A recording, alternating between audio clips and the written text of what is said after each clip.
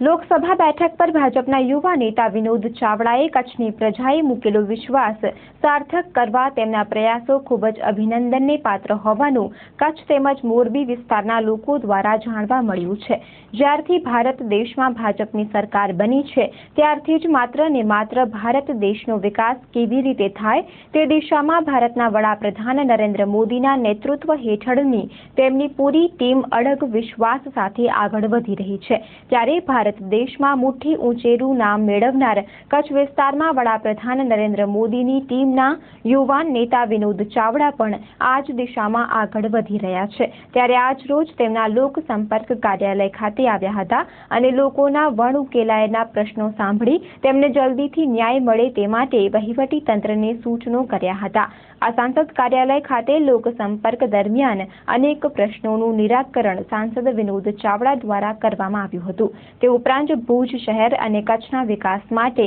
જોઈતી તમામ સુવિધાઓ કચ્છના લોકોને આપવામાં આવશે અને આવનારા દિવસોમાં કચ્છ અતિ સુંદર અને પ્રવાસીઓ માટે આકર્ષણનું કેન્દ્ર બને તેવા પ્રયાસો કરવામાં આવશે। શ્રી ચાવડાએ આ અંગે ચંચળ ન્યૂઝ સાથે વાત કરી હતી। આમ તો મારું અઠવાડિયાનું શેડ્યુલ હોય છે, અનેક કાર્યક્રમો આવતા હોય જે કચ્છની અંદર કચ્છ એ આપણો એક ભૌગોલિક રીતે બહુ મોટો જિલ્લો છે અને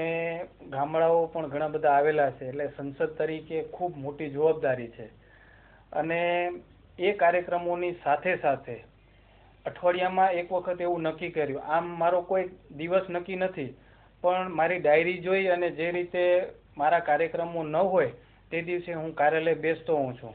5 તારીખે પણ કાર્યાલય બેઠો હતો અને પુનઃ આજે 10 તારીખે કાર્યાલય બેઠો છું। એટલે આજે સવારથી જ ગામડા કચ્છભરના જેટલા પણ 5 તારીખથી કરીને 10 તારીખ સુધી મને ફોન આવે એમને હું કાર્યાલય ઉપર બોલાવું, ઓફિસ ઉપર બોલાવું અને એમના જે પ્રશ્નો હોય, હવે ઘણી વખત પ્રશ્નો એવા હોય કે એમના ગામના સામૂહિક પ્રશ્નો હોય, કોઈ વોટરશેડને લગતા પ્રશ્નો હોય, કોઈના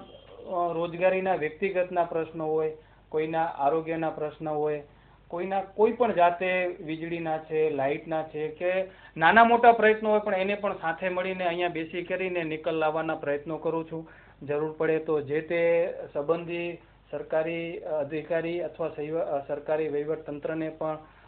મૌખિક અથવા ફોન દ્વારા એ લોકોને ફોન કરીને પણ જાણ કરું છું અને ઉપરાંત કોઈ જરૂર પડે તો લેખિતમાં પણ જાણ કરું છું। અને એના સિવાયના જે બીજા પ્રશ્નો છે કે રાજ્ય સરકાર કે કેન્દ્ર સરકારને લગતા એવા કોઈ પ્રશ્નો હોય કે વિકાસની વાત લઈને કોઈ આવ્યા હોય કે ગામમાં કોમ્યુનિટી હોલ બનાવવાની વાત છે કે અન્ય કોઈ સુવિધા ઉપલબ્ધ કરવાની વાત છે, તો આ પ્રકારના સામૂહિક પ્રશ્નો મારી પાસે આવતા હોય છે અને એને મારી કચેરીએથી મારા સ્ટાફના માધ્યમથી એના સમાધાન અને એનો નિકાલ કઈ રીતે થાય એના પ્રયત્નો હું કરતો હોઉં છું। જેના ભાગરૂપે આજે મેં સવારથી જ અનેક અરજદારો, અનેક કાર્યકર્તાઓ, અનેક કચ્છના લોકો મને મળવા આવ્યા છે અને એમને મળ્યો છું અને હજી પણ મળવા આવનાર છે અને પાછો 2-5 દિવસ પછી વળી પાછો એક દિવસ ઓફિસે બેસીશ અને આ પ્રકારના જે પણ પ્રશ્નો મારી સામે આવશે એમને સાંભળી કરી અને નિકાલ લાવવાના પ્રયત્નો કરતો હોઉં છું।